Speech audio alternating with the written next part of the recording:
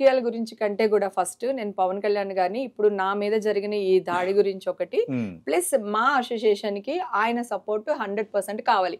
ఎందుకంటే క్యారెక్టర్ ఆర్టిస్ట్ని కానీ హీరోల్ని కానీ ఎవడు పడితే వాడు వాళ్ళ ఇష్టం వచ్చినట్టు వాళ్ళకి ఫేమ్ రావడం కోసం మాట్లాడతారు సార్. అప్పుడు కూడా వాళ్ళ మదర్ గురించి మాట్లాడారు, ఆయన గురించి మాట్లాడారు, వాళ్ళ పిల్లల గురించి మాట్లాడారు, పెళ్ళాల గురించి మాట్లాడారు. వాడు మా ఆర్టిస్ట్ అవ్వచ్చు సార్, లేదా బయట ఎవరైనా కావచ్చు, కానీ మా అసోసియేషన్ కి ఒక పవర్ ఉండాలి సార్. ఎవరైనా మా గురించి మాలో ఒక మెంబర్ గురించి అవతల వాళ్ళు ఎవరైనా మాట్లాడితే అది ఛానల్ వాళ్ళు అవ్వనివ్వండి, బయట వ్యక్తులు ఉంటుంది అనేది కావాలి సార్. ఆయన ఒక్కరే చేయగలుగుతారు, ఎందుకంటే ఆయన సఫర్ అయ్యారు సార్. ఆయనకు అప్పుడు మాలోంచి పెద్ద సపోర్ట్ ఏం రాలేదు. పాపం ఆయనే దిగొచ్చి ఆయనే కూర్చుని మా ఆఫీస్ లో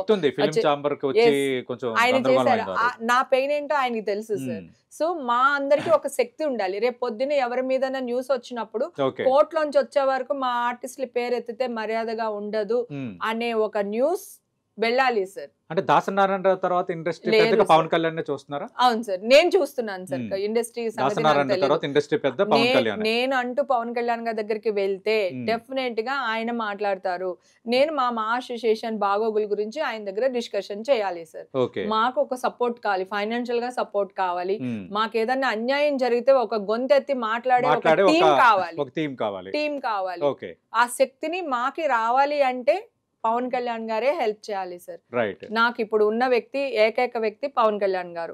అది అంటే